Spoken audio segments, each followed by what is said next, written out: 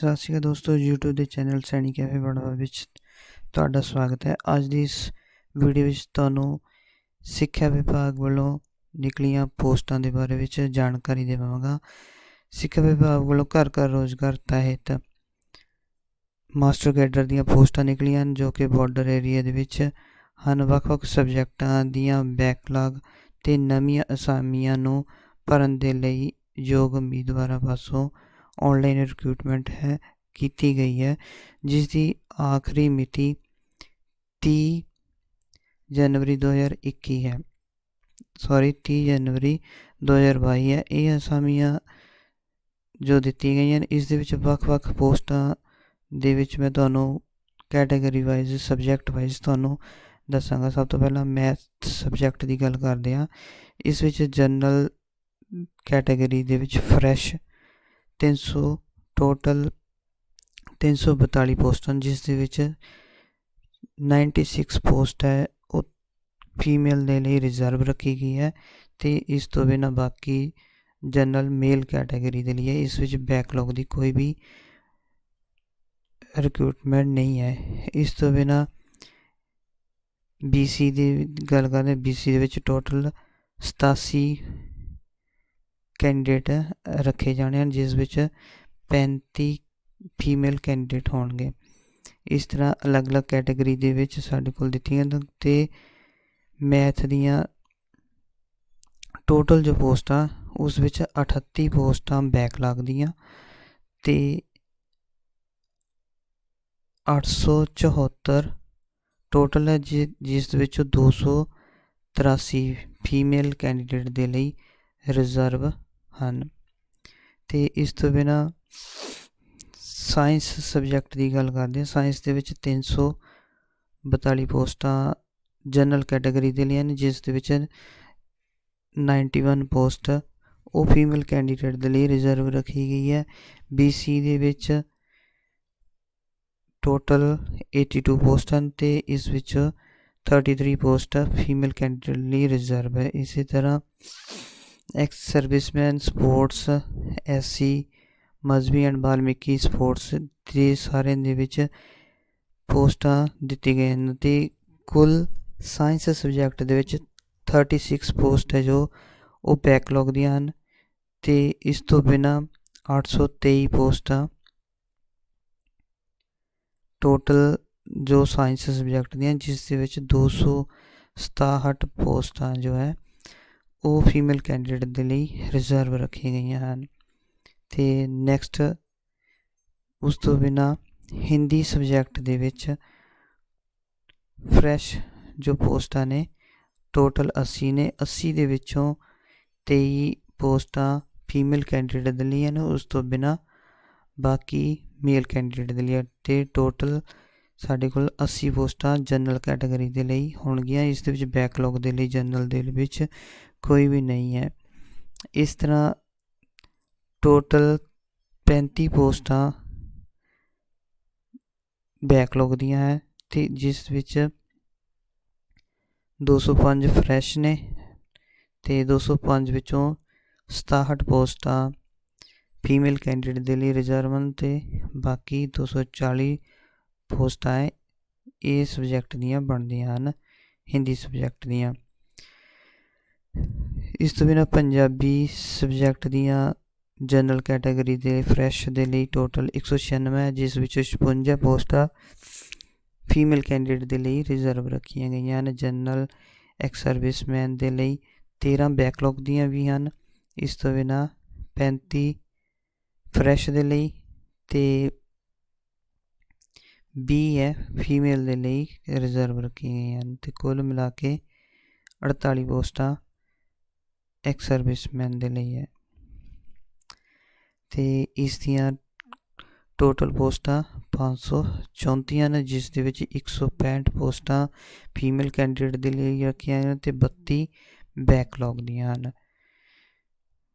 तो नैक्सट गल करते हैं सोशल साइंस की। सोशल साइंस दे विच फ्रैश 234 पोस्टां हैं, जिस विच 66 पोस्टां फीमेल कैंडिडेट के लिए रखिए गए हैं। BC ਵਿੱਚ 60 ਟੋਟਲ ਪੋਸਟਾਂ, ਜਿਸ ਵਿੱਚ 24 ਪੋਸਟਾਂ ਫੀਮੇਲ ਕੈਂਡੀਡੇਟ ਦੇ ਲਈ ਹਨ। ਐਕਸ ਸਰਵਿਸਮੈਨ ਦੇ ਲਈ 11 ਬੈਕਲੌਗ ਵਿੱਚ 43 ਟੋਟਲ ਪੋਸਟਾਂ, ਜਿਸ ਵਿੱਚੋਂ 25 ਪੋਸਟਾਂ ਫੀਮੇਲ ਕੈਂਡੀਡੇਟ ਦੇ ਲਈ ਹਨ। ਅਤੇ ਇਸ ਤੋਂ ਬਿਨਾਂ SC BC general sports, SC Mazhabi and Valmiki sports, Ramdasi and other sports, ਅਤੇ ਇਸ ਵਿੱਚ ਵੱਖ-ਵੱਖ ਪੋਸਟਾਂ ਦੀ ਡਿਟੇਲ ਦਿੱਤੀ ਗਈ, ਜਿਸ ਨੂੰ ਤੁਸੀਂ ਵੀਡੀਓ ਨੂੰ ਪੌਜ਼ ਕਰਕੇ ਵੀ ਦੇਖ ਸਕਦੇ ਹੋ ਕਿਸ ਕੈਟਾਗਰੀ ਦੀਆਂ ਕਿੰਨੀਆਂ ਪੋਸਟਾਂ ਹਨ। ਅਤੇ ਕੁੱਲ ਮਿਲਾ ਕੇ ਬੈਕਲੌਗ ਦੀਆਂ 30 ਪੋਸਟਾਂ, ਜਿਸ ਦੇ ਵਿੱਚ ਫਰੈਸ਼ ਪੋਸਟਾਂ 603 ਹਨ, ਅਤੇ 603 ਵਿੱਚੋਂ 196 ਪੋਸਟਾਂ ਫੀਮੇਲ ਕੈਂਡੀਡੇਟ ਦੇ ਲਈ ਰਿਜ਼ਰਵ ਹਨ।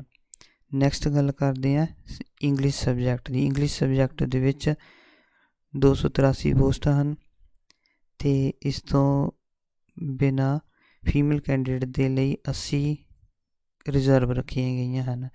ਇਸ ਤਰ੍ਹਾਂ ਅਸੀਂ ਹਰੇਕ ਸਬਜੈਕਟ ਦੇ ਵਿੱਚ ਦੇਖਦੇ ਹਾਂ ਕਿ ਇਸ ਵਿੱਚ 67 ਪੋਸਟਾਂ ਬੈਕਲੌਗ ਦੀਆਂ ਹਨ, ਅਤੇ ਟੋਟਲ 790 ਫਰੈਸ਼, ਜਿਸ ਵਿੱਚ 234 ਪੋਸਟਾਂ ਫੀਮੇਲ ਕੈਂਡੀਡੇਟ ਦੇ ਲਈ ਰਿਜ਼ਰਵ ਰੱਖੀਆਂ ਗਈਆਂ ਹਨ। ਨੈਕਸਟ ਗੱਲ ਕਰਦੇ ਹਾਂ ਅਸੀਂ ਮਿਊਜ਼ਿਕ ਸਬਜੈਕਟ ਦੀ। ਮਿਊਜ਼ਿਕ ਸਬਜੈਕਟ ਵਿੱਚ ਫਰੈਸ਼ 5 ਹੈ ਅਤੇ 1 ਫੀਮੇਲ ਲਈ ਰਿਜ਼ਰਵ ਹਨ, ਅਤੇ ਟੋਟਲ ਅਸੀਂ ਪੋਸਟਾਂ ਇਸ ਦੀਆਂ ਦੇਖਦੇ ਹਾਂ, ਅਤੇ 12 ਪੋਸਟਾਂ ਇਸ ਵਿੱਚ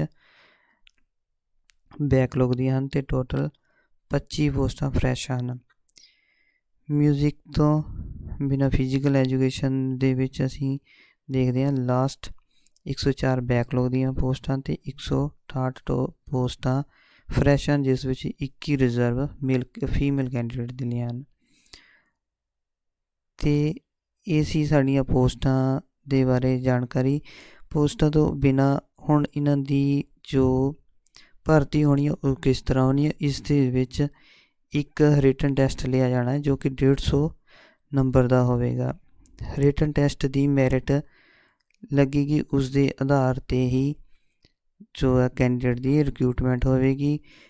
ਇਸ ਵਿੱਚ PS ਟੈਟ 'ਤੇ ਕੋਈ ਵੀ ਨੰਬਰ ਨਹੀਂ ਜੋੜੇ ਜਾਣਗੇ, ਅਤੇ ਯਾਦ ਰਹੇ ਕਿ ਇਹ ਟੈਸਟ ਉਹਨਾਂ ਦੇ ਲਈ ਹੀ ਹੈ ਜਿਨ੍ਹਾਂ ਨੇ PS ਟੈਟ ਪਾਸ ਕੀਤਾ ਹੋਇਆ ਹੈ। ਜੋ PS ਟੈਟ ਜਿਨ੍ਹਾਂ ਦਾ ਪਾਸ ਨਹੀਂ ਹੈ ਉਹ ਇਸ ਨੂੰ ਰਿਕਰੂਟਮੈਂਟ ਦੇ ਲਈ ਅਪਲਾਈ ਨਹੀਂ ਕਰ ਸਕਦਾ।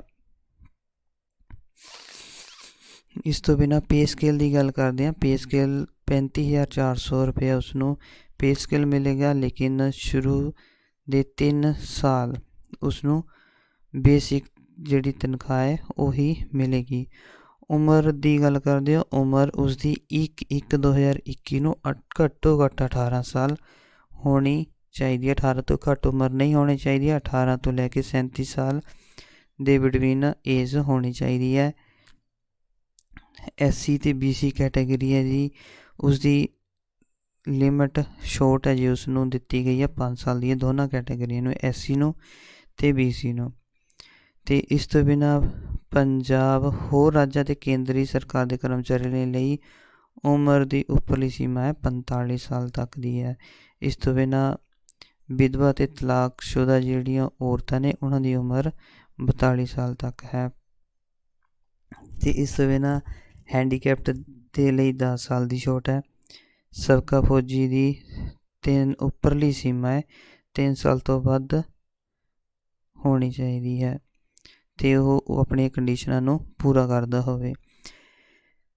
ਇਸ ਦੀ ਫੀਸ ਦੀ ਗੱਲ ਕਰਦੇ ਹਾਂ। ਜਨਰਲ ਅਤੇ ਹੋਰ ਕੈਟਾਗਰੀਆਂ ਜੋ ਨੇ, ਜਨਰਲ ਦੇ ਵਿੱਚ ਜਿਸ ਤਰ੍ਹਾਂ ਜਨਰਲ ਦੇ ਵਿੱਚ ਇਕੋਨਮਿਕ ਵੀਕਰ ਸੈਕਸ਼ਨ ਆ ਜਾਂਦੇ, EWS ਆਉਂਦੇ ਨੇ, ਉਹਨਾਂ ਦੀ ਵਿੱਚ BC ਦੀ ਕੈਟਾਗਰੀ ਦੀ ਸਾਰਿਆਂ ਦੀ ਜੋ ਫੀਸ ਹੈ ਉਹ 1000 ਰੁਪਏ ਹੈ। SC ਅਤੇ ST ਕੈਟਾਗਰੀ ਉਹਨਾਂ ਦੀ ਫੀਸ 500 ਰੁਪਇਆ ਹੈ, ਅਤੇ ਐਕਸ ਸਰਵਿਸਮੈਨ ਦੀ ਕੋਈ ਵੀ ਫੀਸ ਨਹੀਂ ਹੈ, ਲੇਕਿਨ ਉਹ ਆਪਣੀ ਕੰਡੀਸ਼ਨਾਂ ਪੂਰੀਆਂ ਕਰਦਾ ਹੋਵੇ। ਇਸ ਤੋਂ ਬਿਨਾਂ ਮੇਨ ਇਹ ਹੈ ਇਸ ਵਿੱਚ ਜੋ ਵੀ ਆਪਣੀ ਕੈਟਾਗਰੀ ਦਾ ਬੈਨੀਫਿਟ ਲੈਣਾ ਚਾਹੁੰਦਾ ਉਸਨੂੰ ਆਪਣੇ ਕੈਟਾਗਰੀ ਸਰਟੀਫਿਕੇਟ ਦਿਖਾਉਣੇ ਹੋਣਗੇ। ਇਸ ਤੋਂ ਬਿਨਾਂ ਜੋ ਧਿਆਨਯੋਗ ਗੱਲ ਹੈ, ਅਨੁਸੂਚਿਤ ਜਾਤੀ ਅਤੇ ਪਛੜੀ ਸ਼੍ਰੇਣੀ ਦੀ ਉਹ ਇਸਤਰੀ ਜਾਂ ਉਮੀਦਵਾਰ ਜਿਸ ਦੇ ਸਰਟੀਫਿਕੇਟ ਵਿਆਹ ਉਪਰੰਤ ਪਤੀ ਦੇ ਨਾਮ 'ਤੇ ਬਣੇ ਹਨ, ਉਹਨਾਂ ਇਸਤਰੀ ਉਮੀਦਵਾਰਾਂ ਨੂੰ ਸਕਰੂਟਨੀ ਸਮੇਂ ਸਰਟੀਫਿਕੇਟ ਜਿਸ ਵਿੱਚ ਪਿਤਾ ਦਾ ਨਾਮ ਦਰਜ ਹੈ ਜਾਂ ਪਿਤਾ ਦਾ ਅਨੁਸੂਚਿਤ ਜਾਤੀ ਜਾਂ ਪਛੜੀ ਸ਼੍ਰੇਣੀ ਦਾ ਸਰਟੀਫਿਕੇਟ ਉਹ ਪੇਸ਼ ਕਰਨਾ ਹੋਵੇਗਾ। ਮਤਲਬ ਇਹ ਹੈ ਕਿ ਜੋ ਲੇਡੀਜ਼ ਆ ਵਿਆਹ ਤੋਂ ਬਾਅਦ ਉਹਨਾਂ ਦੇ ਪਤੀ ਦੇ ਨਾਂ 'ਤੇ ਸਰਟੀਫਿਕੇਟ ਬਣੇ ਹਨ, ਉਹਨਾਂ ਨੂੰ ਵਿਆਹ ਤੋਂ ਪਹਿਲਾਂ ਆਪਣੇ ਪਿਤਾ ਜਾਂ ਮਾਤਾ ਦੀ ਕਾਸਟ ਦਾ ਵੇਰਵਾ ਦੇਣਾ ਹੋਵੇਗਾ। ਅਗਰ ਉਹ ਕਾਸਟ ਨੂੰ ਵੈਰੀਫਾਈ ਨਹੀਂ ਕਰਦੇ ਤਾਂ ਉਹਨਾਂ ਦੀ ਜੋ ਕੈਟਾਗਰੀ ਦਾ ਬੈਨੀਫਿਟ ਹੈ ਉਹ ਉਹਨਾਂ ਨੂੰ ਨਹੀਂ ਦਿੱਤਾ ਜਾਵੇਗਾ। ਇਸ ਤੋਂ ਨੈਕਸਟ ਅਸੀਂ ਗੱਲ ਕਰਦੇ ਹਾਂ ਅਪਲਾਈ ਕਰਨ ਦੇ ਲਈ। ਇਸ ਵਿੱਚ ਇੱਕ ਫੋਟੋ ਸੈਲਫ ਟੈਸਟਡ ਹੋਣੀ ਚਾਹੀਦੀ ਹੈ। ਸੈਲਫ ਟੈਸਟਡ ਫੋਟੋ ਤੋਂ ਬਿਨਾਂ ਕੈਂਡੀਡੇਟ ਦੇ ਸਾਈਨ ਹੋਣਗੇ। ਉਸ ਦੀ ਫੀਸ ਔਨਲਾਈਨ ਪੇ ਕੀਤੀ ਜਾਵੇਗੀ। ਉਸ ਤੋਂ ਬਾਅਦ ਲਾਸਟ ਉਹਦਾ ਪ੍ਰਿੰਟ ਉਸ ਨੂੰ ਮਿਲੇਗਾ। ਕੈਟਾਗਰੀ ਇਸ ਤੋਂ ਬਿਨਾਂ ਜੋ ਵੀ ਉਮੀਦਵਾਰ ਹੈ ਉਸ ਦੀ 10ਵੀਂ ਤੱਕ ਪੰਜਾਬੀ ਭਾਸ਼ਾ ਦਾ ਸਬਜੈਕਟ ਹੈ ਉਹ ਪਾਸ ਹੋਣਾ ਬਹੁਤ ਜ਼ਰੂਰੀ ਹੋਵੇਗਾ। ਮੇਲ ਫੀਮੇਲ ਜੋ ਵੀ ਕੈਂਡੀਡੇਟ ਨੇ ਉਹਨਾਂ ਦੀ ਇੱਕ ਸਾਂਝੀ ਮੈਰਿਟ ਤਿਆਰ ਕੀਤੀ ਜਾਵੇਗੀ। ਜੋ ਪੋਸਟਾਂ ਨੇ ਉਹ ਘਟਾਈਆਂ ਜਾਂ ਵਧਾਈਆਂ ਜਾ ਸਕਦੀਆਂ ਹਨ, ਉਹ ਡਿਪਾਰਟਮੈਂਟ ਦੇ ਅਕੋਰਡਿੰਗ ਹੋਣਗੀਆਂ। ਅਤੇ ਅਗਰ ਕੋਈ ਕੈਂਡੀਡੇਟ ਇੱਕ ਤੋਂ ਜ਼ਿਆਦਾ ਪੋਸਟਾਂ ਭਰਨਾ ਚਾਹੁੰਦਾ ਤਾਂ ਉਸ ਦੇ ਵਿੱਚ ਹੀ ਆਪਣੀ ਵੱਖ-ਵੱਖ ਅਪਲਾਈ ਕਰ ਸਕਦਾ ਹੈ। ਉਮੀਦਵਾਰ ਵੱਲੋਂ ਆਪਣਾ ਮੋਬਾਈਲ ਨੰਬਰ, ਈਮੇਲ, ਆਪਣਾ ਬੈਂਕ ਖਾਤਾ ਨੰਬਰ, ਬੈਂਕ ਦਾ IFSC ਬ੍ਰਾਂਚ ਦਾ ਨਾਮ ਆਦਿ ਆਨਲਾਈਨ ਅਪਲਾਈ ਕਰਨ ਸਮੇਂ ਸਹੀ ਢੰਗ ਨਾਲ ਭਰਿਆ ਜਾਣਾ ਹੋਵੇਗਾ। ਕੋਈ ਗਲਤੀ ਹੁੰਦੀ ਹੈ ਤਾਂ ਉਸ ਵਿੱਚ ਕੋਈ ਵੀ ਰੈਕਟੀਫਾਈ ਨਹੀਂ ਹੋਵੇਗਾ। ਅਤੇ ਸਮੇਂ-ਸਮੇਂ 'ਤੇ ਆਪਣੇ ਉਹ ਅਪਡੇਟਸ ਹੈ ਉਹ ਐਜੂਕੇਸ਼ਨ ਰਿਕਰੂਟਮੈਂਟ ਬੋਰਡ 'ਤੇ ਆਪਣੀ ਅਪਡੇਟਸ ਨੂੰ ਚੈੱਕ ਕਰਦੇ ਰਹਿਣਗੇ ਤਾਂ ਜੋ ਉਹਨਾਂ ਨੂੰ ਨਵੀਂ ਜਾਣਕਾਰੀ ਹੈ ਉਹਨਾਂ ਨੂੰ ਵੈਬਸਾਈਟ ਤੋਂ ਮਿਲਦੀ ਰਹੇਗੀ।